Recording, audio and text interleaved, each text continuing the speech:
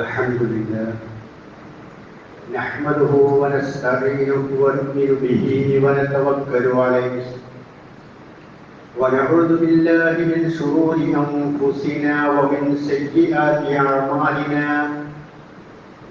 من يهده الله فلا مضل له ومن يضلل فلا هادي له وأشهد أن لا إله إلا الله وحده لا شريك له وأشهد أن محمدا عبده ورسوله اللهم صل على محمد وعلى آل محمد كما صليت على إبراهيم وعلى آل إبراهيم اللهم بارك على محمد وعلى آل محمد كما باركت على إبراهيم وعلى آل إبراهيم إنك حميد مجيد أما بعد فإن خير الحديث كتاب الله وخير الهدي هدي محمد صلى الله عليه وسلم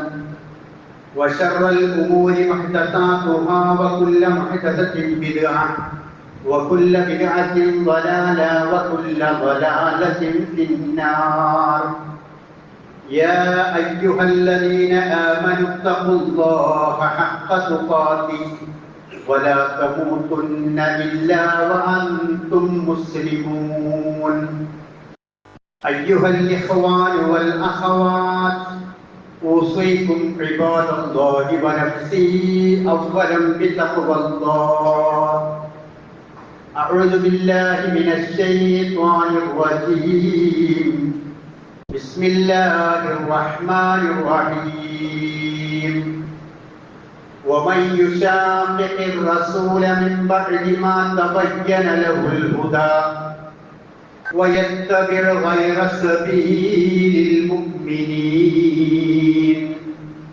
نوله ما تولى ونصليه جهنم وساءت مصيرا.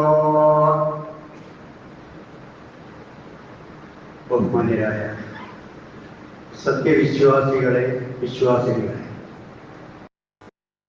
സർവശക്തനും പരമപരിശുദ്ധനുമായ പടച്ചവന്റെ വിധിവിലക്കുകൾ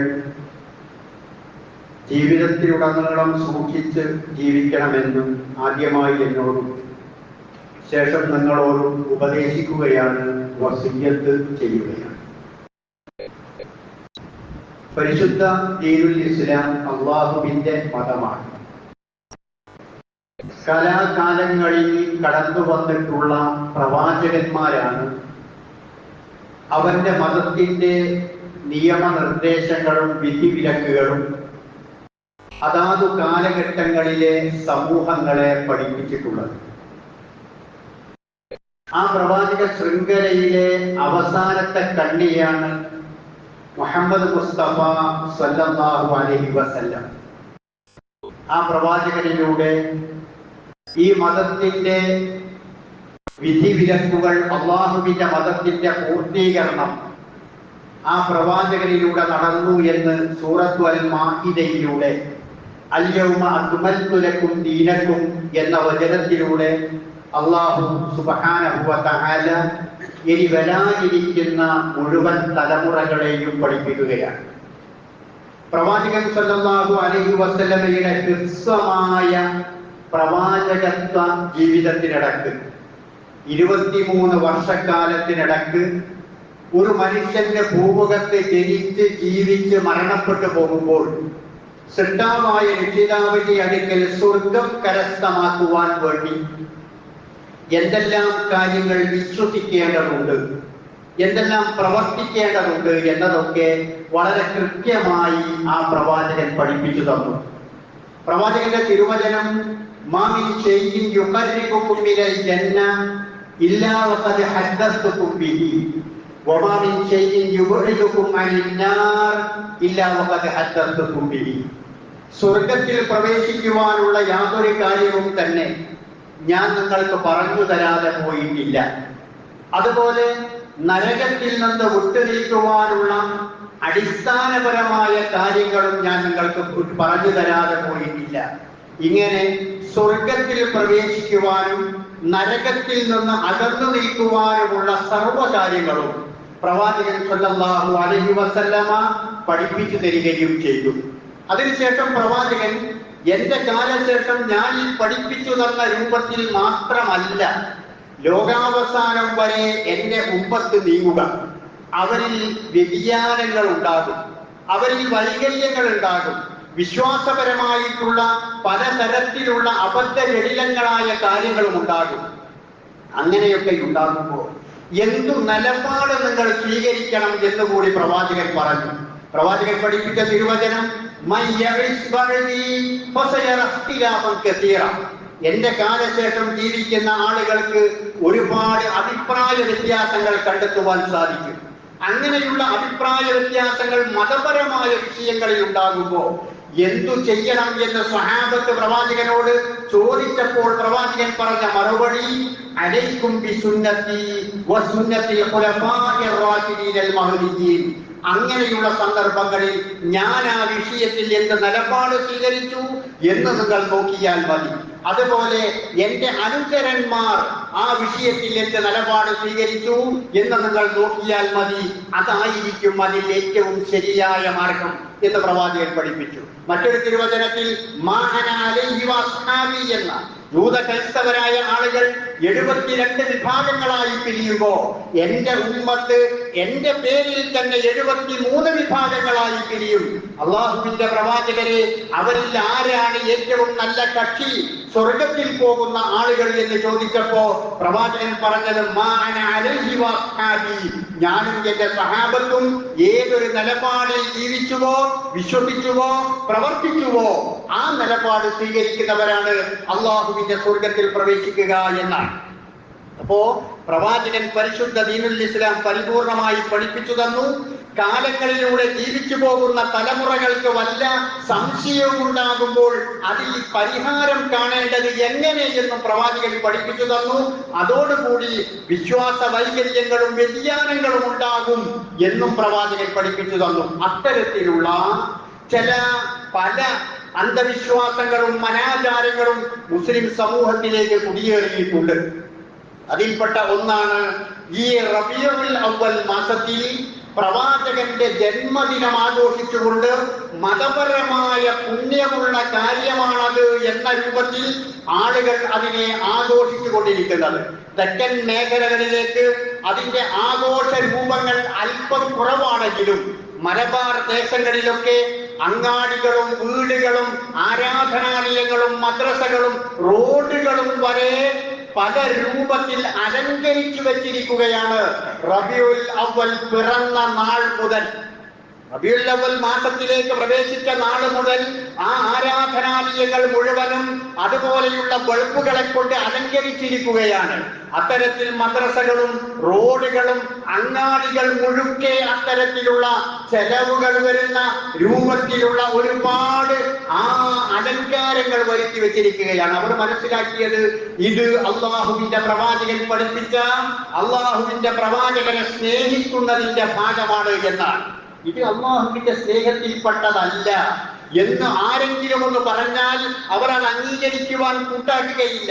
അള്ളാഹുവിന്റെ പ്രവാചകനെ സ്നേഹിക്കുക എന്നുള്ളത് ഒരു വിശ്വാസിയുടെ ഈമാനിന്റെ ഭാഗമാണ്. അള്ളാഹുവിന്റെ പ്രവാചകനെ സ്നേഹിക്കേണ്ടതുണ്ടോ എന്ന ഒരു സംശയം നമ്മുടെ വിശ്വാസത്തിലോ കർമ്മത്തിലോ എവിടെയെങ്കിലും കടന്നുകൂടിയാൽ നാം പിന്നെ മുസ്ലിമേ അല്ല, ഇസ്ലാമിക ഭൂമികയിൽ നാം ഉൾപ്പെടുകയില്ല. പ്രവാചകനെ സ്നേഹിക്കണമോ എന്ന് സംശയിച്ചാൽ പോലും അവൻ മുസ്ലിം അല്ല എന്ന് തീർത്തു പറയുവാൻ സാധിക്കും. അപ്പോ ഒരു മുസ്ലിമിന്റെ ഈമാനിന്റെ ഭാഗമാണ്, അവന്റെ ഷഹാദത്തിന്റെ ഒരു ഭാഗമാണ് അശ്ഹദു അന്ന മുഹമ്മദൻ റസൂലുള്ളാഹ്. അത് ആ പ്രവാചകനെ സ്നേഹിച്ചിരിക്കേണ്ടതുണ്ട് എന്ന് പരിശുദ്ധ ദീനുൽ ഇസ്ലാം നമുക്ക് പഠിപ്പിച്ചു തരികയും ചെയ്തിട്ടുണ്ട്. ഉമർ റളിയല്ലാഹു അൻഹു ഒരിക്കൽ പ്രവാചകന്റെ അടുക്കൽ ചെന്നുകൊണ്ട് പ്രവാചകനോട് പറഞ്ഞത്, പ്രവാചകരെ, ഈ ഭൂലോകത്തുള്ള എല്ലാ വസ്തുക്കളെയും അതിനേക്കാൾ അധികം ഞാൻ നിങ്ങളെ സ്നേഹിക്കുന്നു. എന്റെ ശരീരം കഴിച്ച് എന്റെ ശരീരം കഴിച്ച് പിന്നെ എനിക്ക് നിങ്ങളോടാണ് ഏറ്റവും കൂടുതൽ ഇഷ്ടം എന്ന് പറഞ്ഞപ്പോ പ്രവാചകൻ സല്ലല്ലാഹു അലൈഹി വസല്ലം പറഞ്ഞു, ലാ വല്ലദീ നഫ്സി ബിയദിഹി ഹത്താ അകൂന അഹബ്ബ ഇലൈക.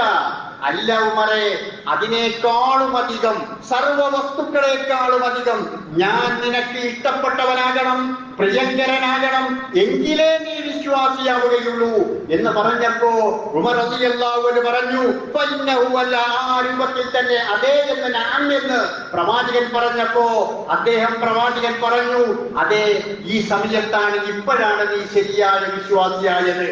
അപ്പോ വിശ്വാസത്തിന്റെ ഭാഗമാണ് ഈ വിശ്വാസ പ്രകടനം. ജീവിതത്തിന്റെ എല്ലാ മേഖലകളിലും ഉണ്ടാകേണ്ടതാണ്. വിശുദ്ധ ഖുർആൻ തന്നെ പറഞ്ഞു, അന്നബിയ്യു ഔലാ ബിൽ മുഅ്മിനീന മിൻ അൻഫുസിഹിം. സൂറത്തുൽ അഹ്സാബിലൂടെ പറഞ്ഞത്, ഒരു വിശ്വാസിക്ക് തങ്ങളെക്കാൾ ഏറ്റവും അടുത്ത് നിൽക്കുന്നത് പ്രവാചകനാണ്. ആ നിലക്ക് പ്രവാചകനെ അറിയുകയും മനസ്സിലാക്കുകയും ഉൾക്കൊള്ളുകയും സ്നേഹിക്കുകയും ചെയ്യേണ്ടതുണ്ട്. ഇങ്ങനെ സ്വഹാബത്ത് ആ പ്രവാചകനെ സ്നേഹിച്ചു. ഒന്നാമത്തെ തലമുറ എന്ന് പറയുന്നത്, ഖൈറുൽ ഖുറൂൻ എന്ന് പറയുന്നത് പ്രവാചകന്റെ തലമുറയാണല്ലോ. ആ തലമുറയിൽപ്പെട്ട ആളുകൾ പ്രവാചകൻ സല്ലല്ലാഹു അലൈഹി വസല്ലമയെ സ്നേഹിച്ചിട്ടുണ്ട്. അവർ സ്നേഹിച്ചത് പ്രവാചകൻ എങ്ങനെയാണോ അവരെ പഠിപ്പിച്ചത് അത് ജീവിതത്തിൽ പകർത്തിക്കൊണ്ടായിരുന്നു. പ്രവാചകൻ പഠിപ്പിച്ചത് എന്താ? മൻ അഹബ്ബ സുന്നതി ഫഖദ് അഹബ്ബനി വമൻ അഹബ്ബനി കാന മഅി ഫിൽ ജന്ന. എന്റെ സുന്നത്ത് ഇഷ്ടപ്പെട്ടുകൊണ്ട് ആർ എന്നെ ഇഷ്ടപ്പെട്ടുവോ ഫഖദ് അഹബ്ബനി, അവനാണ് എന്നെ ഇഷ്ടപ്പെട്ടത്, അവൻ എന്റെ കൂടെ സ്വർഗത്തിൽ പ്രവേശിക്കുകയും ചെയ്യും. അഥവാ പ്രവാചകൻ പഠിപ്പിച്ച ജീവിതം ഉൾക്കൊണ്ടുകൊണ്ട് ആ ജീവിതത്തെ പരിവർത്തിപ്പിച്ചവൻ ആരാണോ അവനാണ് പ്രവാചകനെ ഇഷ്ടപ്പെട്ടവൻ എന്ന് മുത്തുനബി മുഹമ്മദ് മുസ്തഫ സ്വല്ലല്ലാഹു അലൈഹി വസല്ലം പഠിപ്പിക്കുകയാണ്. അപ്പൊ എങ്ങനെയാണ് പ്രവാചകനെ സ്നേഹിക്കേണ്ടത്? രാവിലെ എഴുന്നേൽക്കുന്നു തന്റെ വിരിപ്പിൽ നിന്ന്. ഇന്നലെ നാം ആ ഉറക്കത്തിൽ മരണത്തിന് സമാനമായ ഉറക്കത്തിലേക്ക് നീങ്ങിയതായിരുന്നു. അവിടെ നിന്ന് ഉറക്കിൽ നിന്ന് നമ്മൾ എഴുന്നേറ്റപ്പോ അൽഹംദുലില്ലാഹില്ലദീ അഹ്യാനാ ബഅദമാ അമാതനാ വഇലൈഹിൻ നുശൂർ എന്ന പ്രാർത്ഥന ചൊല്ലിക്കൊണ്ട് എഴുന്നേറ്റാൽ അവിടെ പ്രവാചകനെ സ്നേഹിക്കലാണ്. കാരണം പ്രവാചകൻ പഠിപ്പിച്ചതാണ്, മതപരമായി ആ പ്രാർത്ഥന ചൊല്ലണമെന്ന് പ്രവാചകൻ പഠിപ്പിച്ചതാണ്. അതിനുശേഷം അവൻ ബ്രഷ് ചെയ്യാൻ വേണ്ടി പോകുന്നു. പ്രവാചകൻ പറഞ്ഞു, ലൗലാൻ അശുക്കാല ഉമ്മത്തി, എന്റെ സമുദായത്തിന് ബുദ്ധിമുട്ടുണ്ടാകുകയില്ല എന്നുവെങ്കിൽ ഓരോ ഒതുവെടുക്കുമ്പോഴും നമസ്കാരത്തിനും ഒതുവെടുക്കുമ്പോ മിസ്വാക്ക് ചെയ്യാൻ ഞാൻ കൽപ്പിക്കുമായിരുന്നു. അപ്പൊ ഏറ്റവും പ്രധാനപ്പെട്ട സുന്നത്തായ പ്രവാചകൻ പ്രോത്സാഹിപ്പിച്ച ഒരു കാര്യമാണ്. അപ്പൊ ബ്രഷ് ചെയ്യൽ പ്രവാചകനെ സ്നേഹിക്കലാണ്. അപ്പൊ ഭാര്യ ചായയുമായി വന്നു. ആ ചായ വാങ്ങി വലത് കൈ കൊണ്ട് കുടിച്ചു. പ്രവാചകനെ സ്നേഹിക്കലാണ്. ബിസ്മില്ലാഹിർ റഹ്മാനിർ റഹീം എന്ന് ചൊല്ലി പ്രവാചകനെ സ്നേഹിക്കലാണ്. കുടിച്ചു കഴിഞ്ഞു. അൽഹംദുലില്ലാഹില്ലദീ അത്അമനി വസഖാനി വജഅലനി മിനൽ മുസ്ലിമീൻ എന്ന പ്രാർത്ഥന ചൊല്ലി പ്രവാചകനെ സ്നേഹിക്കലാണ്. മലമൂത്ര വിസർജനത്തിന് വേണ്ടി പോവുകയാണ്. പോകുന്ന സമയത്ത് അവൻ ഇടത്തെ കാല് ആദ്യം വെച്ചു. പ്രവാചകനെ സ്നേഹിച്ചു. അല്ലാഹുമ്മ ഇന്നി അഊദു ബിക മിനൽ ഖുബൂസി വൽ ഖബായിസി എന്ന പ്രാർത്ഥന ചൊല്ലി പ്രവാചകനെ സ്നേഹിച്ചു. അവൻ അതിനുശേഷം പുറത്തേക്ക് ഇറങ്ങി വലത് കാലാണ് ആദ്യം പുറത്തേക്ക് വെച്ചത്. അല്ലാഹുവിന്റെ പ്രവാചകനെ സ്നേഹിച്ചു. അൽഹംദുലില്ലാഹ് അദ്ഹബ അന്നിൽ അദാബ ആഫാനി എന്ന പ്രാർത്ഥന ചൊല്ലി പ്രവാചകനെ വീണ്ടും സ്നേഹിച്ചു. വസ്ത്രം കുളിക്കുകയാണ്. പ്രവാചകനെ സ്നേഹിച്ചു. വസ്ത്രം ധരിക്കുന്നു, വലത് കൈ ആദ്യം ധരിക്കുന്നു. ചെരിപ്പ് ധരിക്കുന്നു, വലത് കാല് ആദ്യം ധരിക്കുന്നു. ഊരുന്ന സമയത്ത് ഇടത് ആദ്യം ഊരി വെക്കുന്നു. ഓരോ നല്ല കാര്യങ്ങളും ചെയ്യുമ്പോൾ ബിസ്മി ചൊല്ലുന്നു. വഴിയിൽ കാണുന്ന ഉപദ്രവങ്ങൾ നീക്കുന്നു. അങ്ങനെ അങ്ങനെ അങ്ങനെ പ്രവാചകൻ പഠിപ്പിച്ച ഈ ജീവിത രീതികൾ മുഴുവനും ജീവിതത്തിൽ പകർത്തി പുലർത്തി പാലിച്ചുകൊണ്ട് അവൻ എഴുന്നേറ്റ ആ വിരിപ്പിലേക്ക് അവൻ നീങ്ങുന്നു. ബിസ്മിക്കല്ലാഹുമ്മ അഹ്യാ വ അമൂത്, ജീവിപ്പിക്കുകയും മരിപ്പിക്കുകയും ചെയ്യുന്ന പടച്ചോനെ നിന്റെ നാമത്തിൽ എന്ന് പറയും. ഇങ്ങനെയാണ് പ്രവാചകൻ സ്നേഹിക്കേണ്ടത്. അത് ഏതെങ്കിലും ഒരു ദിവസമല്ല, ഏതെങ്കിലും ഒരു മാസമല്ല, അവന്റെ ജീവിതത്തിലുടനീളം അവൻ അങ്ങനെയാണ് സ്നേഹിക്കേണ്ടത്. അതാണ് പ്രവാചകൻ പഠിപ്പിച്ച സ്നേഹം എന്നത്. മൻ അഹബ്ബ സുന്നതി ഫഖദ് അഹബ്ബനി വമൻ അഹബ്ബനി കാന മഅി ഫിൽ ജന്ന എന്ന് പ്രവാചകൻ പഠിപ്പിച്ചിട്ടുള്ള സ്നേഹം ആ രൂപത്തിലുള്ളതാണ്. സഹാബത്ത് ആ രൂപത്തിൽ തന്നെ പ്രവാചകനെ സ്നേഹിച്ചു. പ്രവാചകൻ പഠിപ്പിച്ച എല്ലാ കാര്യങ്ങളും അവർ പ്രാവർത്തികമാക്കി.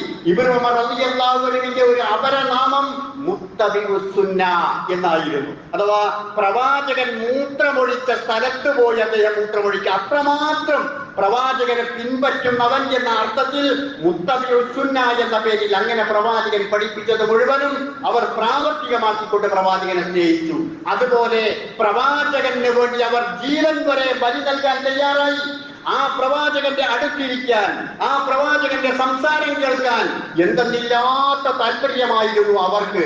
സൗബാൻ റളിയല്ലാഹു അൻഹു ഒരിക്കൽ പ്രവാചകന്റെ അടുക്കൽ നിന്ന് വീട്ടിലേക്ക് പോയി വളരെ പെട്ടെന്ന് തന്നെ തിരിച്ചു വന്നു. പ്രവാചകൻ ചോദിച്ചു, അല്ല സൗബാനെ, മാലി യറാക മഹ്സൂന, നിന്റെ മുഖത്ത് നോക്കിയിട്ട് വിഷമമുണ്ടല്ലോ, പ്രയാസമുണ്ടല്ലോ, വീട്ടിൽ വല്ല വാക്കുതർക്കവും ഉണ്ടായോ, ഭാര്യയുമായിട്ട് വല്ല തർക്കങ്ങളും ഉണ്ടായോ, എന്തേ സംഭവിച്ചത് എന്ന് ചോദിച്ചപ്പോ സൗബാൻ റളിയല്ലാഹു അൻഹു പറഞ്ഞു, ഇല്ല പ്രവാചകരെ, ഒന്നും ഉണ്ടായിട്ടില്ല. ഞാൻ അങ്ങയുടെ അടുക്കൽ നിന്ന് ഇപ്പൊ വീട്ടിലേക്ക് പോയിട്ടേയുള്ളൂ. പോയപ്പോ തന്നെ എനിക്ക് നിങ്ങളെ കാണണമെന്ന് പൂതിയായി, എനിക്ക് നിങ്ങളെ കാണണമെന്ന് ആഗ്രഹമുണ്ടായി. ഞാൻ അപ്പൊ തന്നെ നിങ്ങളത്തേക്ക് തിരിച്ചു വരികയാണ്. പക്ഷെ എനിക്കുള്ള വിഷമം, എന്റെ മുഖത്ത് കാണുന്ന വിഷമം എന്താണെന്നല്ലേ, ഇത് ഇവിടുന്നല്ലേ നടക്കൂ, ദുനിയാവെന്നല്ലേ നടക്കൂ. നാളെ അള്ളാഹുവിന്റെ അടുക്കലെത്തുമ്പോ അങ്ങ് സ്വർഗത്തിലെ പ്രവാചകന്മാരുടെ ഉന്നതമായ സ്ഥാനങ്ങളിൽ നിൽക്കുമ്പോ എളിയവനായ എനിക്ക് സ്വർഗം കിട്ടിയാൽ തന്നെ അങ്ങയെ കാണാനോ അങ്ങയുടെ സാമീപ്യം അനുഭവിക്കാനോ എനിക്ക് കഴിഞ്ഞില്ലല്ലോ പ്രവാചകരെ എന്ന വിഷമമാണ് എന്റെ മനസ്സിലുള്ളത്. അതാണ് എന്റെ മുഖത്ത് നിഴലിച്ച് കാണുന്നത് എന്ന് പറഞ്ഞപ്പോ എന്നെ ഇത്രമാത്രം സ്നേഹിക്കുന്ന എന്റെ സഹാബിയോട് എന്ത് മറുപടി പറയണം എന്നറിയാതെ പ്രവാചകൻ മൗനിയായിരിക്കുകയാണ്. അല്പം കഴിഞ്ഞപ്പോ ജിബ്രീൽ അലൈഹിസ്സലാത്തു വസ്സലാം വിശുദ്ധ ഖുർആനിന്റെ വചനവുമായിട്ട് വരികയാണ്. വമൻ യുതിഇല്ലാഹ വറസൂല ഫഉലൈക മഅല്ലദീന അൻഅമ അല്ലാഹു അലൈഹിം മിനൻ നബിയ്യീന വസ്സിദ്ദീഖീന വശുഹദാഇ വസ്സാലിഹീൻ വഹസ്ന ഉലൈക റഫീഖ. നിങ്ങൾ ഇഷ്ടപ്പെടുന്നവരുടെ കൂടെ നിങ്ങൾ സ്വർഗത്തിലായിരിക്കും. പ്രവാചകന്മാരുടെ, സിദ്ദീഖുകളുടെ, സ്വാലിഹീങ്ങളുടെ ഒക്കെ കൂടെ സ്വർഗത്തിലായിരിക്കും. അതുകൊണ്ട് അക്കാര്യത്തിൽ നിങ്ങൾക്ക് വിഷമം വേണ്ട. അപ്പോഴാണ് തൗബാൻ റളിയല്ലാഹു അൻഹുവിന് സമാധാനമായത്. ഇസ്ലാമിന്റെ കറുത്ത മുത്ത് എന്നറിയപ്പെടുന്ന ബിലാൽ റളിയല്ലാഹു അൻഹുവിന്റെ ചരിത്രം നമുക്കറിയാം. കൂടുതൽ വിശദീകരിക്കാൻ സമയമില്ല. അദ്ദേഹം മദീനയിൽ പ്രവാചകന്റെ വഫാത്തിന് ശേഷം മദീനയിൽ നിന്നിട്ടില്ല. കാരണം ആ മദീനയുടെ ഓർമ്മകൾ അദ്ദേഹത്തിന് വളരെയധികം വൈകാരികതയുണ്ടാക്കും എന്നതുകൊണ്ട്. അങ്ങനെ ഒരിക്കൽ അബൂബക്കർ സിദ്ദീഖ് റളിയല്ലാഹു അൻഹുവിന്റെ ആ ഭരണകാലത്ത് മദീനയിൽ വന്നു. ഒന്ന് ബാങ്ക് കൊടുക്കാൻ ആവശ്യപ്പെട്ടു. ശ്രവണസുന്ദരമായ ആ ബാങ്ക് വിളികളൊന്ന് കേൾക്കാൻ തന്റെ സ്വഹാബത്തിന്, സ്നേഹിതന്മാർക്ക് ആഗ്രഹമുണ്ട്. അതൊന്ന് കൊടുക്കണമെന്ന് പറഞ്ഞപ്പോ ബിലാൽ റളിയല്ലാഹു അൻഹു ബാങ്ക് കൊടുത്തില്ല, തിരിച്ചുപോയി. ഉമർ റളിയല്ലാഹു അൻഹുവിന്റെ ഭരണകാലഘട്ടത്തിലും വന്നപ്പോ ബാങ്ക് കൊടുക്കാൻ ആവശ്യപ്പെട്ടു, കൊടുത്തില്ല. അവസാനം ഉമർ റളിയല്ലാഹു അൻഹു പറഞ്ഞു, ഞാനാണിപ്പോ ഇവിടെ ഖലീഫ, ഞാൻ ഖലീഫ എന്ന നിലക്ക് ഓർഡർ ഇടുകയാണ്, ബിലാലെ നീ ബാങ്ക് കൊടുക്കണം, നീ ബാങ്ക് കൊടുക്കണം. ആ ഉമർ റളിയല്ലാഹു അൻഹുവിന്റെ ഓർഡർ നിരസിക്കാൻ ആ ബിലാൽ റളിയല്ലാഹു അൻഹുവിന് കഴിഞ്ഞില്ല. അങ്ങനെ ബിലാൽ റളിയല്ലാഹു അൻഹു ബാങ്ക് കൊടുക്കുകയാ. അല്ലാഹു അക്ബർ, അല്ലാഹു അക്ബർ, അശ്ഹദു അൻ ലാ ഇലാഹ ഇല്ലല്ലാഹ് എന്ന് ചൊല്ലി അശ്ഹദു അന്ന മുഹമ്മദൻ എന്ന് പറഞ്ഞിടത്ത് വാക്കുകൾ നിലച്ചു പോവുകയാ, എന്ന് പറഞ്ഞിടത്ത് വാക്കുകൾ നിലച്ചു പോവുകയാ.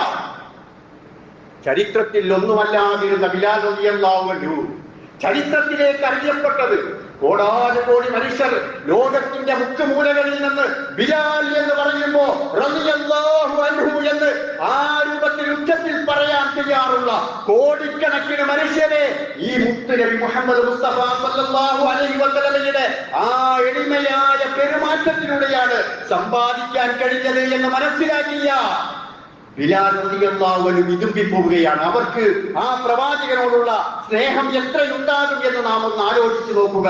സവാദ് റളിയല്ലാഹു അൻഹു ബദറിൽ അണി നേരെയാക്കിക്കൊണ്ടിരിക്കുന്ന സമയത്താണ് അല്പം കയറി നിന്നത്. പ്രവാചകൻ കയ്യിലുണ്ടായിരുന്ന ഒരു വടി കൊണ്ട് വയറ്റത്ത് കുത്തിക്കൊണ്ട് പറഞ്ഞ്, സവാദേ സവാദ്, സവാദെ നേരെ നിൽക്ക്. സവാദ് പറഞ്ഞു, നിങ്ങളെന്തിനാ എന്നെ കുത്തിയത്? എന്നെ കുത്തിയതെന്തിനാ? എനിക്ക് പകരം ചെയ്യണം. നിങ്ങൾ എന്നെ ആക്രമിച്ചതാണ്, പകരം ചെയ്യണം.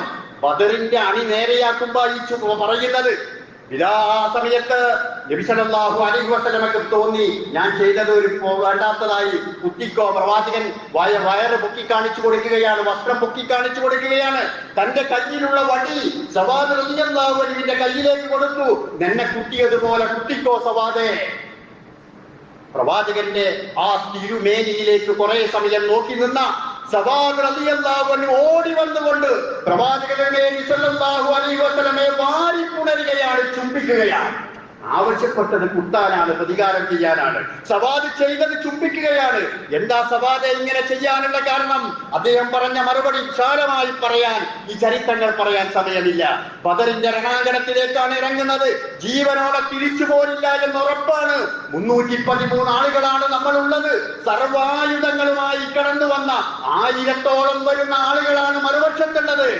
അതുകൊണ്ട് ഈ യുദ്ധക്കളത്തിൽ മരിച്ചു വീഴുമ്പോ ഞാൻ അവസാനമായി ഈ ഭൂമുഖത്ത് നിന്ന് സ്പർശിച്ചത് മുത്ത് നബിയുടെ ശരീരമാകട്ടെ എന്ന ചിന്തയാണ് ഇങ്ങനെ ഒരു വളവ് പ്രവർത്തിക്കാൻ എന്നെ പ്രേരിപ്പിച്ചത്. നോക്കൂ, ആ സഹാബത്തിന്റെ സ്നേഹം, പ്രവാചകനെ ഒന്ന് തൊടാൻ, പ്രവാചകന്റെ അടുത്തിരിക്കാൻ, പ്രവാചകനോട് സംസാരിക്കാൻ, ആ പ്രവാചകനോട് ഏറ്റവും അടുത്തിടപഴകാൻ അവർക്ക് എത്രമാത്രം താല്പര്യം. ഇതാണ് അള്ളാഹുവിന്റെ പ്രവാചകനോടുള്ള സ്നേഹം. ഈ സമയത്ത് നാം ആലോചിക്കേണ്ടത്, ഇത്രമാത്രം പ്രവാചകനോട് സ്നേഹമുള്ള ഈ ആളുകൾ റബീഉൽ അവ്വൽ മാസം വന്നപ്പോ ഏതെങ്കിലും ഒരു ജാഥ സംഘടിപ്പിച്ചിട്ടില്ല, ഒരു ക്യാമ്പയിൻ സംഘടിപ്പിച്ചിട്ടില്ല, തോരണങ്ങൾ തൂക്കിയിട്ടില്ല, ഒരു സ്വലാത്ത് അധികം ചൊല്ലിയിട്ടില്ല, ഒരു ദിക്ർ അധികം ചൊല്ലിയിട്ടില്ല, ഒരു സ്വതക്ക അധികം കൊടുത്തിട്ടില്ല. അവർ പ്രവാചകനോട് സ്നേഹമുള്ളവരായിരുന്നു. അങ്ങനെ ആ രൂപത്തിൽ പ്രവാചക തിരുമേനി സല്ലല്ലാഹു അലൈഹി വസല്ലമയെ അവർ സ്നേഹിച്ചു. അനസ് റളിയല്ലാഹു അൻഹു ധരിക്കുന്നു, ഞാൻ ഷഹിദ്തുഹു യൗമ ദഖലൽ മദീന, അദ്ദേഹം മദീനയിലേക്ക് വന്നപ്പോൾ ഞാൻ അവിടെ ഉണ്ടായിരുന്നു. ആ സമയത്ത് അതിന് അത്രത്തോളം സന്തോഷകരമായ ഒരു ദിവസം ഞങ്ങൾക്കുണ്ടായിട്ടില്ല. അതേ ദിവസം അദ്ദേഹം മരണപ്പെട്ട സമയത്തും ഞങ്ങൾ അവിടെ ഉണ്ടായിരുന്നു. അത്രത്തോളം ഞങ്ങൾക്ക് ദുഃഖമുള്ള ഒരു ദിവസവും ഉണ്ടായിട്ടില്ല. അവർ സ്വഹാബത്ത് ആ പ്രവാചകൻ പഠിപ്പിച്ച രൂപത്തിൽ സ്നേഹിച്ചു. എന്നാൽ ആ സ്നേഹത്തിന്റെ ഭാഗത്തിൽ എവിടെയെങ്കിലും, വളരെ ചുരുക്കി പറയുകയാണ്, പ്രവാചകന്റെ ജന്മദിനാഘോഷം റബീഉൽ അവ്വൽ മാസത്തിൽ ആഘോഷിക്കുക എന്നതുണ്ടോ? ഒന്നാമത്തത് പ്രവാചകൻ. ആ പ്രവാചകന്റെ ജീവിതത്തിൽ സുന്നത്ത് എന്ന് പറയുന്നത് അസ്സുന്നത്തു മാ സന്നഹു റസൂലുള്ളാഹി സ്വല്ലല്ലാഹു അലൈഹി വസല്ലം മിൻ അഖ്വാലിഹി വഅസ്ഹാലിഹി വതഖരീരിഹി എന്നാണ് പണ്ഡിതന്മാർ പഠിപ്പിച്ചിട്ടുള്ളത്. പ്രവാചകന്റെ വാക്ക്, പ്രവൃത്തി, അംഗീകാരം. ഇവിടെ എവിടെയെങ്കിലും പ്രവാചകന്റെ 23 വർഷക്കാലത്തിനിടയ്ക്ക് ജന്മദിനാഘോഷവുമായി റബീഉൽ മാസത്തിൽ പ്രവാചകൻ വല്ലതും ചെയ്തിട്ടുണ്ടോ? ഇല്ല. ഉണ്ട് എന്ന് അത് കഴിക്കുന്നവർ പോലും അവകാശപ്പെടുന്നുമില്ല. അത് കഴിക്കുന്നവർ പോലും പ്രവാചകൻ കഴിച്ചു എന്ന് പറയുന്ന തിരുവചനങ്ങളോ അതുപോലെയുള്ള കാര്യങ്ങളോ വെച്ചുകൊണ്ട് അവകാശപ്പെടുന്നില്ല. പിന്നെ പ്രവാചകൻ പറഞ്ഞത്, സ്വഹാബത്ത് കഴിച്ചോ എന്ന് നോക്കിക്കോളി, നിങ്ങൾക്ക് അഭിപ്രായ വ്യത്യാസമുള്ള വിഷയത്തിൽ സ്വഹാബത്ത് കഴിച്ചോ എന്ന് നോക്കിക്കോളി എന്നല്ലേ. ഒന്നാമത്തെ ഖലീഫ അബൂബക്കർ സിദ്ദീഖ് റളിയല്ലാഹു അൻഹു 2 വർഷക്കാലം ഭരണം നടത്തി. തനിക്ക് പ്രവാചകനുമായി ആദർശബന്ധം മാത്രമല്ല ഉള്ളത്, കുടുംബബന്ധവുമുണ്ട്. മകൾ ആയിഷ ബീവി പ്രവാചകന്റെ ഭാര്യയാണ്. ആ നിലക്ക് ആദർശബന്ധമുണ്ട്, കുടുംബബന്ധമുണ്ട്. അത് മാത്രവുമല്ല, വളരെ കണിശത ഭരണത്തിൽ പുലർത്തിയിട്ടുണ്ട്. സക്കാത്തിന്റെ ഇനത്തിൽ ഒരൊട്ടകത്തിന്റെ കയറ് തന്നിട്ടില്ലെങ്കിൽ യുദ്ധം ചെയ്ത് വാങ്ങും. അത്രയും ധീരമായ ശബ്ദത്തോടുകൂടി ഭരണം നടത്തിയ അബൂബക്കർ സിദ്ദീഖ് റളിയല്ലാഹു അൻഹുവിന്റെ 2 വർഷക്കാല ഭരണത്തിനിടയ്ക്ക് റബീഉൽ അവ്വൽ പ്രത്യേകിച്ചൊന്നുമില്ല. പിന്നീട് ഭരണമേറ്റെടുത്തത് ഉമർ റളിയല്ലാഹു അൻഹു 10 കൊല്ലം ഭരണം നടത്തി. ആ 10 കൊല്ലക്കാലത്തിനിടയ്ക്ക് ഇത്തരത്തിലുള്ള യാതൊന്നും ഉണ്ടായി എന്ന് ചരിത്രത്തിൽ രേഖപ്പെടുത്തിയിട്ടില്ല. അത് മാത്രവുമല്ല, ഞാൻ നേരത്തെ പറഞ്ഞതുപോലെ ആദർശ ബന്ധത്തോടൊപ്പം കുടുംബ ബന്ധവുമുണ്ട്. മകൾ ഹഫ്സ ബീബി റളിയല്ലാഹു തആല അൻഹ പ്രവാചകന്റെ പത്നിമാരിൽ ഒരാളാണ്. അപ്പോ 10 കൊല്ലക്കാലത്തെ ഉമർ റളിയല്ലാഹു അൻഹുവിന്റെ ഭരണകാലഘട്ടത്തിലുമില്ല. പിന്നീട് ഭരണമേറ്റെടുത്തത് ഉസ്മാൻ റളിയല്ലാഹു അൻഹു ആണ്. അദ്ദേഹത്തിന്റെ അപരനാമം ദുന്നൂറൈനി എന്നാണ്, 2 പ്രകാശത്തിന്റെ ഉടമ. എന്താ അങ്ങനെ പറയാനുള്ള കാരണം? പ്രവാചകന്റെ 2 പുത്രിമാരെ ഉസ്മാൻ റളിയല്ലാഹു അൻഹു വിവാഹം കഴിച്ചിട്ടുണ്ട്. ആദ്യം റുഖിയ്യ ബീവി റളിയല്ലാഹു തആല അൻഹയെ, റുഖിയ്യ ബീവിയുടെ മരണശേഷം ഉമ്മു കുൽസൂം റളിയല്ലാഹു തആല അൻഹയെ. ഇങ്ങനെ പ്രവാചകന്റെ 2 പുത്രിമാരെ വിവാഹം കഴിച്ചത് കൊണ്ട് ദുന്നൂറൈൻ എന്നാണ് അദ്ദേഹം അറിയപ്പെടുന്നത്. ആ 13 കൊല്ലക്കാലത്തിനിടയ്ക്ക് ഒന്നുമില്ല. പിന്നീട് ഭരണമേറ്റെടുത്തത് അലി റളിയല്ലാഹു അൻഹു ആണ്. പ്രവാചകന്റെ പൊന്നോമന പുത്രി ഫാത്തിമ റളിയല്ലാഹു തആല അൻഹയെ വിവാഹം കഴിച്ച മഹാൻ കൂടിയാണ് അലി റളിയല്ലാഹു അൻഹു. 5 കൊല്ലം ഭരണം നടത്തി. ഈ 5 കൊല്ലക്കാലത്തിനിടയ്ക്കില്ല. അപ്പൊ ദീനിൽപ്പെട്ടതാണോ മതത്തിൽപ്പെട്ടതാണോ പ്രവാചകൻ പഠിപ്പിച്ചതാണോ എന്ന് പരിശോധിക്കേണ്ട സ്ഥലങ്ങളിൽ ഇങ്ങനെ ഒരു ജന്മദിനാഘോഷമില്ല. പ്രവാചകൻ ചെയ്തിട്ടില്ല, അബൂബക്കർ റളിയല്ലാഹുവിന്റെ കാലത്തില്ല, ഖുലഫാഉർ റാഷിദീങ്ങളുടെ ആരുടെയും കാലഘട്ടത്തിലില്ല.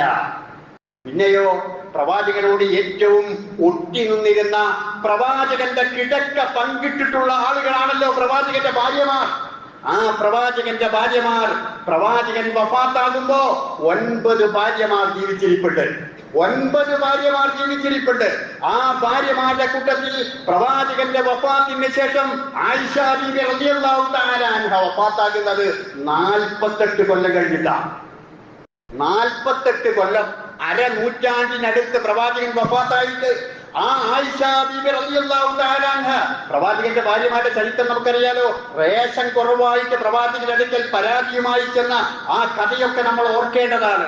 അങ്ങനെയുള്ള ആ ഭാര്യമാർ, പ്രവാചകന്റെ ഒപ്പം നിൽക്കാൻ ആഗ്രഹിച്ചിട്ടുള്ള ആ ഭാര്യമാർ, ആയിഷ ബീബി 48 കൊല്ലം ജീവിച്ചിട്ട് ഒരു കൊല്ലത്തിലെങ്കിലും ഒരു റബീഉൽ അവ്വൽ കടന്നു വന്നപ്പോ ഒരു കാരക്കച്ചൊളയുടെ കീറെങ്കിലും കൊടുത്ത് ദാനം ചെയ്തില്ല. ഒരു അരസ്വലാത്തെങ്കിലും അധികമായി ചെല്ലിയില്ല. എന്തെങ്കിലും ഒരു പ്രത്യേകമായി ചെയ്തില്ല. ഉമ്മു സലമാ ബിബി റളിയല്ലാഹു തആല അൻഹ പ്രവാചകന്റെ ഭക്തിമാരിൽ മറ്റൊരാളാണ്. 51 കൊല്ലം കഴിഞ്ഞതിന് ശേഷമാണ് വഫാത്താകുന്നത്. അരനൂറ്റാണ്ടിനും ശേഷം പ്രവാചകൻ വഫാത്തായതിനു ശേഷം. എന്നിട്ട് ആ കാലത്തിലടക്കില്ല. അപ്പോ ദീൻ പറയുന്ന, പ്രമാണം പറയുന്ന, ഇസ്ലാം പഠിപ്പിച്ചു തരുന്ന ഒരു മേഖലയിലും റബീഉൽ അവ്വൽ മാസം വരുമ്പോ അവിടെ പ്രത്യേകമായ ആഘോഷങ്ങളും ആരാധനകളും നടത്തി പ്രവാചകനെ സ്നേഹിക്കണം എന്ന് പറഞ്ഞിട്ടില്ല. ഞാൻ ആദ്യം പ്രവാചകനെ സ്നേഹിച്ച രൂപവും സ്നേഹിച്ചിട്ടില്ലെങ്കിൽ ഇസ്ലാം എന്ന് പുറത്താകുന്നതും ആദ്യം പറഞ്ഞത്. ഇങ്ങനെ പറയുമ്പോ ആളുകൾ അല്ലെങ്കിൽ അവർക്ക് എന്ത് സ്നേഹം, അവർ പ്രവാചകനെ സ്നേഹിക്കുന്നവരാണോ, അങ്ങനെ പറയുന്നവരാണോ എന്ന് ചിലർ പറയാറുണ്ട്. അതുകൊണ്ട് ആദ്യത്തെ സ്നേഹിക്കണം, സ്നേഹിച്ചിട്ടില്ലെങ്കിൽ ഇസ്ലാം എന്ന് പുറത്താണ്. പക്ഷേ പറഞ്ഞതുപോലെ സ്നേഹിക്കണം. നിസ്കരിക്കണം എന്ന് പറഞ്ഞാൽ നമുക്ക് തോന്നിയ മാതിരി നിസ്കരിക്കലല്ല. നോമ്പ് നോൽക്കണം എന്ന് പറഞ്ഞാൽ തോന്നിയതുപോലെയാണോ? അല്ല. പിന്നെ എങ്ങനെയാണ്? റസൂലുള്ള പഠിപ്പിച്ചതുപോലെ ആ ജീവിതം തങ്ങളുടെ ജീവിതമായി അംഗീകരിച്ചുകൊണ്ടാണ്. പിന്നെയോ ഇസ്ലാമിക ചരിത്രത്തിലുള്ള ഒരുപാട് ആളുകളെ നമുക്ക് കാണാം. മഹാന്മാരായ ആളുകൾ, അവർ മുഹദ്ദിസീങ്ങളായ ആളുകളാണ്. ഇമാം ബുഖാരി, മുസ്ലിം, ഇബ്നു മാജ, തുർമുദി എന്ന് തുടങ്ങുന്ന ആ കുത്തുബു സിത്തയിൽപ്പെട്ട ആളുകളുണ്ട്. അതുപോലെ തന്നെ 4 മദ്ഹബിന്റെ പ്രഗൽഭന്മാരായ ഇമാമുകളുണ്ട്. അബൂ ഹനീഫ റഹ്മത്തുള്ളാഹി അലൈഹി, ഇമാം മാലിക് റഹ്മത്തുള്ളാഹി അലൈഹി, ഇമാം ശാഫിഈ റഹ്മത്തുള്ളാഹി അലൈഹി, ഇമാം അഹ്മദ് ഇബ്നു ഹംബൽ റഹ്മത്തുള്ളാഹി അലൈഹി. ഈ 4 മദ്ഹബിന്റെ ഇമാമുകൾ അവരുടെ ഗ്രന്ഥങ്ങളിൽ ഈ ജന്മദിനാഘോഷവുമായി ബന്ധപ്പെട്ടുകൊണ്ട് ഒരു ചർച്ച പോലും നടത്തിയിട്ടില്ല. അവരുടെ ഗ്രന്ഥങ്ങളിൽ ഇങ്ങനെ ഒരു വിഷയമേ പ്രതിപാദിച്ചിട്ടില്ല. ആകാശത്തിന്റെ മുകളിൽ താഴെയും ഭൂമിക്ക് മുകളിലുമുള്ള സകലമാന വിഷയങ്ങളും അവർ ചർച്ച ചെയ്തിട്ടുണ്ട്. ജന്മദിനാഘോഷം എന്നത് അവർ ചർച്ച ചെയ്തിട്ടേ ഇല്ല. എന്തുകൊണ്ട്? അക്കാലത്ത് അങ്ങനെയൊന്നില്ല. അവർ ജീവിച്ച കാലത്ത് അങ്ങനെയൊന്നില്ല. മുഹദ്ദിസീങ്ങൾ ജീവിച്ച കാലഘട്ടത്തിലും അങ്ങനെയൊന്നില്ല. അതുകൊണ്ട് ആ രൂപത്തിലുള്ള ചർച്ചയ്ക്ക് പ്രസക്തിയില്ല. കലണ്ടർ ഹിജറ വർഷം ഏതിനെ അടിസ്ഥാനമാക്കിയാവണം അവർ ഈ വിഷയം അവർ ഉന്നയിച്ചത് പോലുമില്ല. പ്രവാചകന്റെ ജനനം അടിസ്ഥാനമാക്കിയാകാം എന്ന്. കാരണം ജനനത്തിൽ അഭിപ്രായ വ്യത്യാസമുണ്ട്. ഇന്ന ദിവസമാണ് പ്രവാചകൻ ജനിച്ചത് എന്നത് കൃത്യമായി ചരിത്രരേഖയില്ല, ഹദീസുകളുമില്ല. ദിവസമുണ്ട്, തിങ്കളാഴ്ചയാണ്. റബീഉൽ അവ്വൽ മാസം എന്നത് അത് കൃത്യമായി രേഖപ്പെടുത്തിയതല്ല. ദിവസം തിങ്കളാഴ്ചയാണ്. അതെപ്പോഴാണ് പ്രവാചകൻ പറഞ്ഞത്? തിങ്കളാഴ്ച നോമ്പ് നോൽക്കുന്ന ആൾക്കാർ, തിങ്കളാഴ്ച നോമ്പ് നോൽക്കൽ സുന്നത്താണ്. ആ സുന്നത്ത് നോമ്പ് നോൽക്കുമ്പോ അത് റബീഉൽ അവ്വൽ മാസത്തിലല്ല. ആ തിങ്കളാഴ്ച 12 മാസങ്ങളിലും വരുന്ന തിങ്കളാഴ്ചകളിൽ നോമ്പ് നോൽക്കുമ്പോ സഹാബത്ത് ചോദിച്ചു, എന്തിനാണ് പ്രവാചകരെ ഈ തിങ്കളാഴ്ച നോമ്പ് വയ്ക്കാൻ കൽപ്പിച്ചത്? അപ്പൊ പ്രവാചകൻ പറഞ്ഞു, യൗമ ഉലിദ്തു ഫീഹി വബുഇസ്തു ഫീഹി വഉൻസില അലയ്യ ഫീഹി. ഞാൻ ജനിച്ച ദിവസമാണത്, എനിക്ക് പ്രവാചകത്വം ലഭിച്ച ദിവസമാണത്, അങ്ങനെ എന്നിലേക്ക് ഖുർആൻ അവതീർണമായ ദിവസമാണത് എന്ന് പ്രവാചകൻ ആ ദിവസത്തെ കുറിച്ച് പറഞ്ഞു. അത് വർഷത്തിലെ എല്ലാ ദിവസങ്ങളിലുമാണ്. പ്രവാചകൻ റബീഉൽ അവ്വലിലല്ല, മറ്റു മാസങ്ങളിലാണ് ജനിച്ചത്. 8ഓളം അഭിപ്രായങ്ങൾ പ്രവാചകന്റെ ജന്മവുമായി ബന്ധപ്പെട്ടുകൊണ്ടിട്ട് ഇത് ആചരിക്കേണ്ടതായിരുന്നുവെങ്കിൽ ഈ ദിവസത്തിന് പ്രാധാന്യം നൽകേണ്ടതായിരുന്നുവെങ്കിൽ ഇതിൽ അഭിപ്രായ വ്യത്യാസം ഉണ്ടാകുമായിരുന്നില്ല. എന്നാ ചെറിയ പെരുന്നാൾ കഴിക്കേണ്ടത് ശവ്വാൽ 1-ന്, അഭിപ്രായ വ്യത്യാസമല്ലല്ലോ. എന്നാ ബലി പെരുന്നാൾ കഴിക്കേണ്ടത് ദുൽഹജ്ജ് 10-ന്, അഭിപ്രായ വ്യത്യാസമില്ല. എന്നാണ് മുഹറം 9, 10, ആശുറ, താശുആ അത് 9-നും 10-നുമാണ്, അഭിപ്രായ വ്യത്യാസമില്ല. മുസ്ലിങ്ങൾ ആചരിക്കേണ്ടതോ അനുഷ്ഠിക്കേണ്ടതോ കർമ്മങ്ങൾ ചെയ്യേണ്ടതോ ആണെങ്കിൽ ഈ വിഷയത്തിൽ അഭിപ്രായ വ്യത്യാസം ഉണ്ടാകുമായിരുന്നില്ല. പിന്നെ എന്നാണ് മുസ്ലിം ലോകത്ത് ഇങ്ങനെ ഒരു സമ്പ്രദായം ഉണ്ടായത്? പണ്ഡിതന്മാരായ ആളുകൾ പല വിധത്തിലുള്ള അഭിപ്രായങ്ങൾ പറഞ്ഞിട്ടുണ്ട്. ഇമാം സഖാവി റഹ്മത്തുള്ളാഹി അലൈഹി തന്റെ ഇയാനത്തുൽ ത്വാലിബീൻ എന്ന ഗ്രന്ഥത്തിൽ പറയുന്നത് ഇന്ന അമലൽ മൗലിദി ഹദസ ബഅദ ഖുറൂനി സലാസ വ അവ്വലു മൻ അഹദസഹു മിനൽ മുലൂകി അൽ മലിക്കുൽ മുളഫർ ബി സാഹിബി ഹിർബലിയ. ഇങ്ങനെ ഒരു സമ്പ്രദായം മുസ്ലിം ലോകത്ത് ആദ്യമായി ഉണ്ടായത് 3 നൂറ്റാണ്ടുകൾക്ക് ശേഷമാണ്. പ്രവാചകൻ വഫാത്തായി ഖൈറുൽ ഖുറൂനി ഖർനി സുമ്മല്ലദീന യലൂനഹും സുമ്മല്ലദീന യലൂനഹും എന്ന് പറഞ്ഞ 3 നൂറ്റാണ്ടുകൾക്ക് ശേഷമാണ്. വഅവ്വലു മൻ അഹദസഹു മിനൽ മുലൂകി അൽ മലിക്കുൽ മുളഫർ ബി സാഹിബി ഹിർബൽ. ഹിർബലിലെ രാജാവായ മുളഫർ രാജാവാണ് ഇങ്ങനെയൊരു സമ്പ്രദായം ആദ്യമായി ഉണ്ടാക്കിയത്. അദ്ദേഹം പറയുന്നത് അങ്ങനെയാണ്. ഇമാം സുയൂത്തി തന്റെ ഹാദയിൽ എടുത്തുദ്ധരിക്കുന്ന ഒരു കാര്യമുണ്ട്, ഒരു ഉദ്ധരണിയുണ്ട്. ഇമാം ഫാക്കിഹാനിയോട് ഒരാൾ ഈ ജന്മദിനാഘോഷത്തിന്റെ ഫത്വ ചോദിച്ചു, അതെന്താണ്, ശരിയാണോ തെറ്റാണോ എന്ന്. ഇമാം ഫാക്കിഹാനി നൽകിയിട്ടുള്ള മറുപടി ഇമാം സുയൂത്തി തന്റെ ഹാദയിൽ എടുത്തുദ്ധരിക്കുന്നുണ്ട്. ലാ അഅലമു ലിഹാദൽ മൗലിദി അസ്ലൻ ഫീ കിതാബി വലാ സുന്ന വലാ യുൻഖലു അൻ അഹദൻ മിനൽ ഉലമാഇൽ അഇമ്മ الذين هم القدوة في الدين بآثار المتقدمين بل هو بدعة منكرة ضلالة أحدثها البطالون واللكالون وأصحاب البدع المحدثات. ഇങ്ങനെ ഈ ഒരു കാര്യം അള്ളാഹുവിന്റെ കിതാബിലോ പ്രവാചകന്റെ സുന്നത്തിലോ കാണുന്നില്ല. അങ്ങനെ ഒരു അടിസ്ഥാനം കാണുന്നില്ല. ഇത് അലസന്മാരായ ആളുകൾ, ഈറ്റക്കൊതിയന്മാരായ ആളുകൾ പടച്ചുണ്ടാക്കിയിട്ടുള്ളതാണ്. അതുകൊണ്ട് ഇത് ബിദ്അത്താണ്, മുൻകറത്താണ്, വലാലത്താണ് എന്ന് അദ്ദേഹം തന്റെ വാക്കുകളിലൂടെ എഴുതി വെക്കുകയാണ്, ഫത്വ നൽകുകയാണ്. എന്നൊരു ഗ്രന്ഥമുണ്ട്. സുന്നത്തുകളും ബിദ്അത്തുകളും പ്രതിപാദിക്കുന്ന ചർവിത ചർവണം നടത്തുന്ന ഒരു ഗ്രന്ഥം. അതിൽ മൗലിദാഘോഷവുമായി ബന്ധപ്പെട്ടുകൊണ്ട് പറയുന്നത് വലൗകാന ഫീ ഹാദാ ഖൈർ ഫകൈഫ യഫ്അലു അബൂബക്കർ വഉമർ വഉസ്മാൻ വഅലി വസായിരി സ്വഹാബ വത്താബിഈന വതാബിഈഹിം വല്ലഇമ്മ വത്തിബാഇഹിം. ഇത് പുണ്യമാണെങ്കിൽ, ഇത് സുന്നത്താണെങ്കിൽ, അത് ഇസ്ലാമികമാണ് എങ്കിൽ സ്വഹാബത്ത് എങ്ങനെയാണ് അത് ചെയ്തത്? ഖുലഫാഉർ റാഷിദുകൾ എങ്ങനെയാണ് ചെയ്തത്? താബിഈങ്ങൾ എങ്ങനെയാണ് ചെയ്തത്? അതിന് മാതൃകയില്ല. അതുകൊണ്ട് ഇത് ബിദ്അത്താണ് എന്നാണ്. അഥവാ ഇസ്ലാമിന്റെ പ്രമാണവുമായി ബന്ധപ്പെട്ട മേഖലകളിലെല്ലാം നാം പരിശോധിക്കുമ്പോ ഇതെല്ലാം തന്നെ ബിദ്അത്താണ്, നൂതനമായ ആചാരമാണ്, അനാചാരമായി മുസ്ലിം സമൂഹത്തിലേക്ക് കടന്നുകൂടിയതാണ്. എന്നിട്ട് അതിനെ ഈ ഖിലാഫിന്റെ തഖ്വയുടെ മേൽപ്പൊടി ചേർക്കുകയാണ് ചെയ്യുന്നത്. വേഷവിധാനങ്ങളിലോ അതുപോലെയുള്ള കാര്യങ്ങളിലോ അല്ല ദീൻ എന്ന് പറയുന്നത്. മറിച്ച് പ്രമാണങ്ങളുടെ വെളിച്ചത്തിലാകണം. അള്ളാഹുവിന്റെ പ്രവാചകനെ സ്നേഹിക്കണമെന്ന വിഷയത്തിൽ 2 പക്ഷമില്ല. ആ പ്രവാചകനെ ജീവന തുല്യം സ്നേഹിക്കുന്നതാവുന്നവരാവണം നാം. ആ പ്രവാചകൻ പഠിപ്പിച്ച കാര്യങ്ങൾ ജീവിതത്തിൽ പകർത്തുകയും പുലർത്തുകയും ചെയ്യുന്നവരാകണം. അതിനപ്പുറം ദീനിലേക്ക് കടന്നുകൂടിയിട്ടുള്ള അനാചാരങ്ങളിൽ നിന്ന് വിട്ടുനിൽക്കുന്നവരും അതിനെക്കുറിച്ച് ആളുകൾക്ക് ഉത്ബോധിപ്പിക്കുന്നവരുമാകണം. അല്ലാഹു സുബ്ഹാനഹു വ തആല ഈ കാര്യങ്ങൾ മനസ്സിലാക്കി അതനുസരിച്ചുകൊണ്ട് ജീവിക്കുന്ന വിശ്വാസിനികളിൽ നമ്മെ എല്ലാവരെയും ഉൾപ്പെടുത്തി അനുഗ്രഹിക്കുമാറാവണം.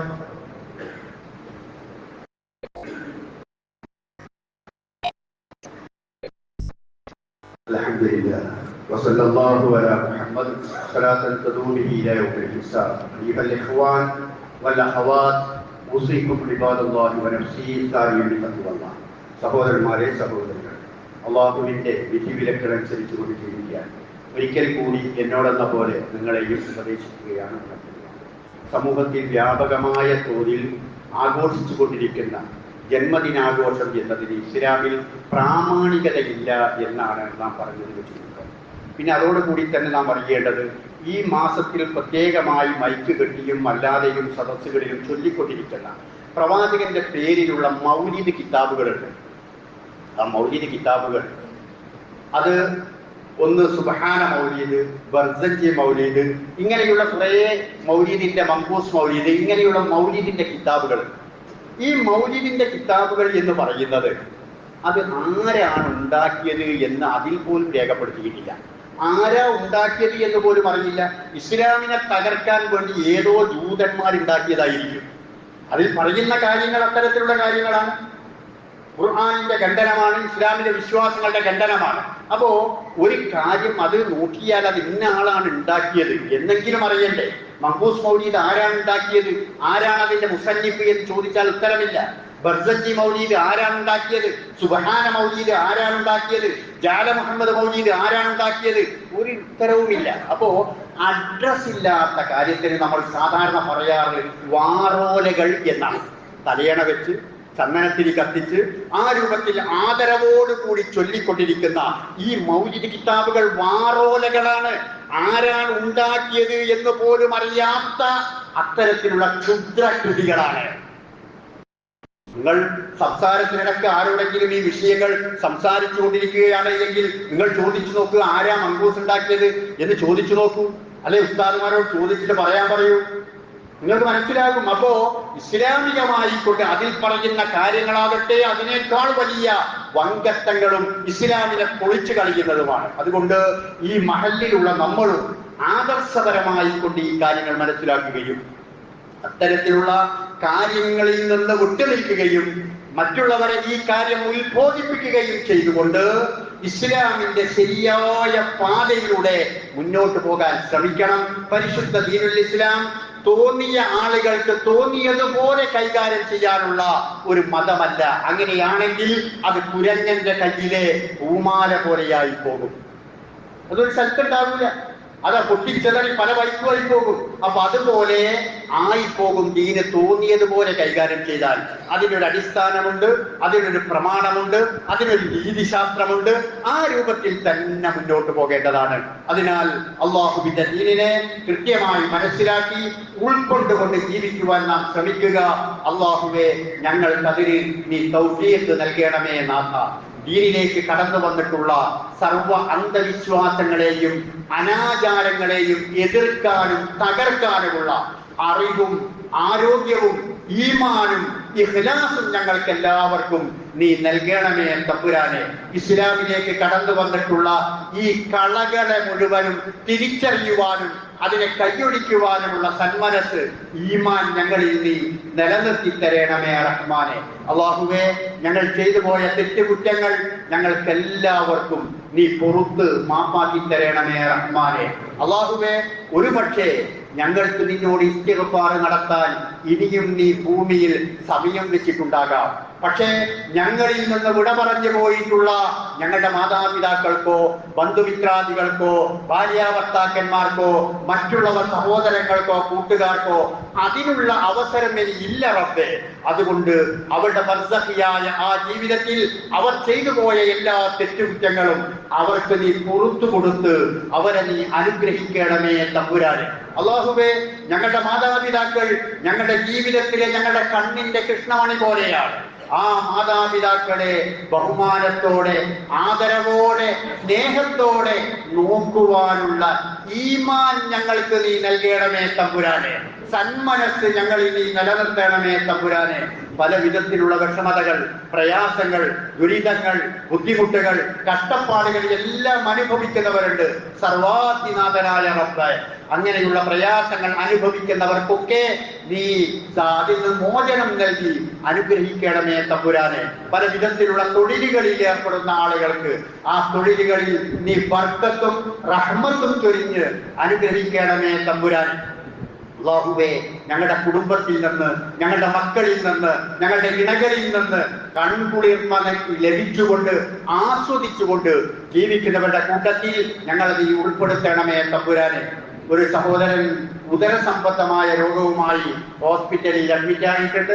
അല്ലാഹു സുബ്ഹാനഹു വ തആല ആ സഹോദരന് എത്രയും പെട്ടെന്ന് സുഖം നൽകി അനുഗ്രഹിക്കുമാറാകട്ടെ. اللهم اغفر للمؤمنين والمؤمنات المسلمين والمسلمات الأحياء منهم والأموات إنك مجيب الدعوات يا قاضي الحاجات. اللهم يا مقلب القلوب ثبت قلوبنا على دينك. ربنا آتنا في الدنيا حسنة وفي الآخرة حسنة وقنا عذاب النار.